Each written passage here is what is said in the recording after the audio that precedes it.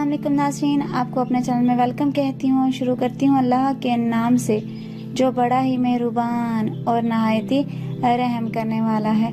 नाज़रीन, आपने ऊँट को देखा होगा।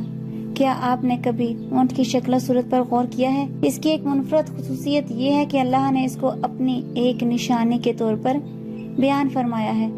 इसीलिए सूरह गाशिया में अल्लाह का इरशाद मुबारक है, जिसका तर्जुमा कुछ यूं है, क्या ये लोग ऊँट को नहीं देखते कि इन्हें कैसे पैदा किया गया और आसमान को कैसे बुलंद किया और पहाड़ों को कि इन्हें किस तरह गाड़ा गया और जमीन को कैसे बिछाया गया। अल्लाह ने अपनी 4 बड़ी निशानियों का जिक्र फरमाया है। गौरतलब बात यह है कि आसमान, पहाड़ और जमीन जैसी निशानियों को बाद में बयान फरमाया और ऊँट को इन निशानियों पर मुकद्दम किया। बज़ाहिर आसमान, पहाड़ों और जमीन के साथ ऊँट का जिक्र, और वो भी इस अहमियत के साथ। इससे पहले अफला यंजुरून कहकर इसमें गौर व फिक्र की दावत दे दी है। गोया इस बात पर तवज्जो करने का हुक्म है कि ऊँट का जिक्र हमने यहाँ बेवजह नहीं किया। जब इस पर गौर करोगे, इंसानों के लिए इस जानवर में क्या क्या फायदे हैं जो दूसरे जानवरों में नहीं है।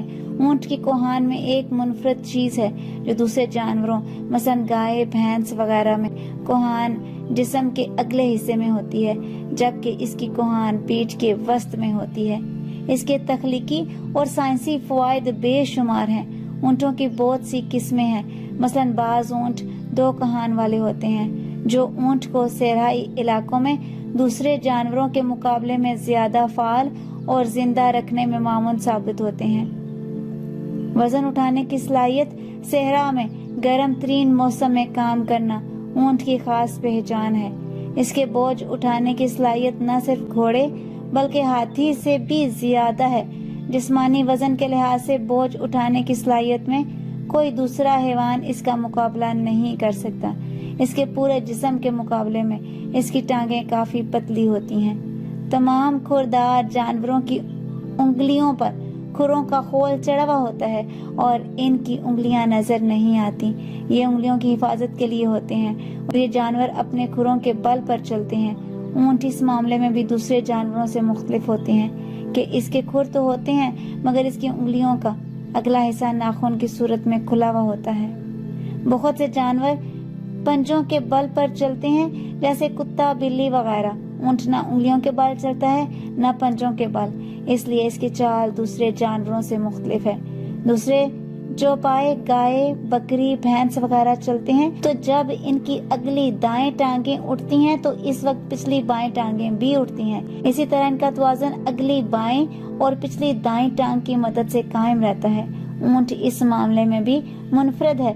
इसकी अगली और पिछली टांगें बैक वक्त एक ही तरफ की उठती हैं। इसके अलावा गाय, भैंस वगैरह जिस्म के पिछली जानब की टांगें ज्यादा ताकत से चला सकते हैं। आगे की तरफ की टांगें इतनी ताकत से नहीं चला सकते। ऊँट की मुनफरद खुसूसियत यह है कि वो आगे पीछे यकसा ताकत के साथ हरकत दे सकता है। इसीलिए इसकी टांगें जिस्म के ऐन नीचे की जानब मुड़ सकती हैं। जब वो बैठता है तो इसका जिस्म जमीन से थोड़ा उठा हुआ रहता है और सीधा होता है, जबकि गाय, भैंस, गधा वगैरह करवट पर बैठते हैं, सीधे नहीं बैठ सकते।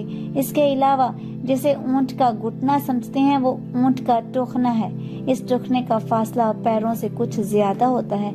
इसका घुटना इसके पेट के करीब होता है। शाम का गोश्त ऊँट की पसंदीदा गजा है और इसे शाम का गोश्त बेहद इश्तियाक देता है तो वो इसे खाना शुरू कर देता है। अजीब बात यह है कि वो खाने की इब्तिदा इसकी दुम से करता है, आहिस्ता आहिस्ता इसे पूरा खा जाता है।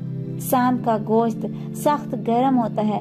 जब ऊँट इसे खा लेता है तो इसे सख्त प्यास महसूस होती है और वो प्यास बुझाने के लिए पानी के किसी तालाब पर जाता है।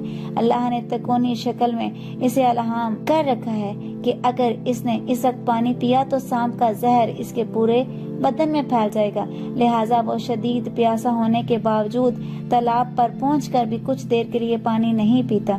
फिर वो जोर जोर से बलबलाने लगता है, जैसे वो किसी सख्त मुश्किल में मुब्तला है और किसी को अपनी मदद के लिए पुकार रहा है। इस वक्त इसकी आंखों से आंसू बहने लग जाते हैं। अल्लाह ने इसके पपोटों के नीचे 2 छोटे छोटे गड्ढे बनाए हुए हैं। इसके आंसू आंखों से निकलकर इन घड़ों में जमा होते हैं और यूं शाम का सारा जहर आंसू बनकर आंखों से बाहर आ जाता है। अक्लमंद सारबान इस घड़े में जमा शुदा पानी को किसी साफ शीशी में भर लेते हैं। वो जहरीला पानी सांप और बिच्छू के कट्टे का तरे आग का काम देता है।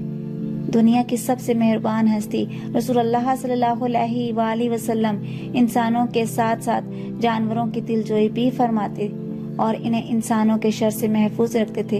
ये ईमान अफरोज मोजा भी एक ऐसे बूढ़े ऊंट से मंसूब है जो अपने मालिक की शर पसंदी से आजिज आकर अल्लाह के रसूल सल्लल्लाहु अलैहि वसल्लम की पनाह में आ गया तो सरकार दो आलम सल्लल्लाहु अलैहि वसल्लम ने इसकी जान बचाई, जिस पर ऊंट ने अल्लाह के नबी के लिए 4 दुआएं फरमाई। लेकिन इनमें से एक दुआ ऐसी थी जिस पर रसूलुल्लाह सल्लल्लाहु अलैहि वसल्लम अब्दीदा हो गए तो सहाबा इकराम रजी अल्लाह ताला अन्हा तड़प उठे थे कि ऐसा क्या माजरा हो गया कि अल्लाह के रसूल सल्लल्लाहु अलैहि वसल्लम की चश्म मुबारक से आंसू बह निकले हैं। कशफुल असरार में इस हदीस मुबारका को बयान किया गया है जिसमें इस वाक़े की तफसीलात बयान की गई हैं। इब्ने माजा रहमतुल्लाह अलैह ने इस हदीस मुबारका को हजरत तमीम दारी रजी अल्लाह ताला अन्हा से रिवायत किया है। वो फरमाते हैं, हम हजूर नबी करीम सल्लल्लाहु अलैहि वसल्लम की बारगाह अक़दस में हाजिर थे कि एक ऊंट भागता हुआ आया और हजूर नबी करीम सल्लल्लाहु अलैहि वसल्लम के सरे अनवर के पास आकर खड़ा हो गया जैसे कान में कोई बात कह रहा हो। आप सल्लल्लाहु अलैहि वसल्लम ने फरमाया, है ऊंट, पुरसुकून हो जा। अगर तू सच्चा है तो तेरा सच तुझे फायदा देगा, अगर तू झूठा है तो तुझे इस झूठ की सजा मिलेगी। बेशक जो हमारी पनाह में आ जाता है अल्लाह भी उसे अमान दे देता है और हमारे दामन में पनाह लेने वाला कभी नामुराद नहीं होता। हमने अर्ज किया, या रसूलल्लाह सल्लल्लाहु अलैहि वसल्लम, ये ऊंट क्या कहता है? आप सल्लल्लाहु अलैहि वसल्लम ने फरमाया, इस ऊंट के मालिकों ने इसे ज़बह करके इसका गोश्त खाने का इरादा कर लिया था, सो ये उनके पास से भाग आया है और इसने तुम्हारे नबी करीम सल्लल्लाहु अलैहि वसल्लम की बारगाह में इस्तगासा किया है। हम अभी बहम इसी गुफ्तगू में मशगूल थे कि इस ऊंट के मालिक भागते हुए आए। जब ऊंट ने इनको आते देखा तो वो दोबारा हजूर नबी करीम सल्लल्लाहु अलैहि वसल्लम के सर मुबारक के करीब हो गया और आप सल्लल्लाहु अलैहि वसल्लम के पीछे छुपने लगा। इन मालिकों ने अर्ज किया, या रसूलल्लाह, ये हमारा ऊंट 3 दिन से हमारे पास से भागा हुआ है और आज ये हमें आपकी खिदमत में मिला है। इस पर आप सल्लल्लाहु अलैहि वसल्लम ने फरमाया, ये मेरे सामने शिकायत कर रहा है और ये शिकायत बहुत ही बुरी है।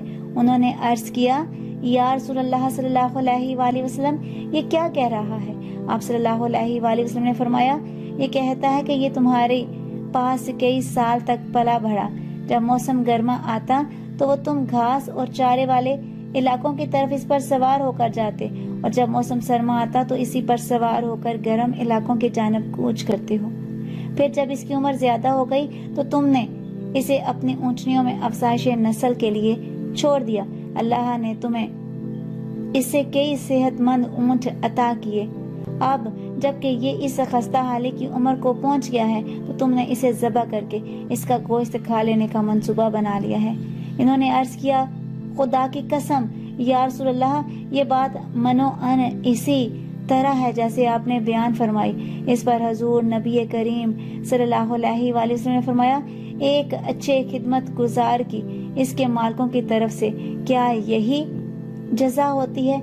वो अर्ज गुजार हुए, या रसूलल्लाह सल्लल्लाहु अलैहि वसल्लम, अब हम ना इसे बेचेंगे और ना ही इसे ज़बह करेंगे। इसके बाद आप सल्लल्लाहु अलैहि वसल्लम ने इस ऊंट को इनसे 100 दिरहम में खरीद लिया। फिर फरमाया, है ऊंट, जा, तू अल्लाह की रजा की खातिर आज़ाद है। आज की इस वीडियो में इतना ही। अगर आपको मेरी वीडियो अच्छी लगी तो लाइक और शेयर कीजिएगा। अगर मेरे चैनल पर नए हैं तो सब्सक्राइब कर लें, साथ वाले बेल के आइकन को क्लिक कर लीजिएगा ताकि मेरी हर नई आने वाली वीडियो की अपडेट आप तक पहुंचती रहे। अपना बहुत सा ख्याल रखिएगा, मुझे अपनी दुआओं में याद रखना मत भूलिएगा। मिलते हैं अगली वीडियो में, तब तक के लिए अल्लाह हाफिज।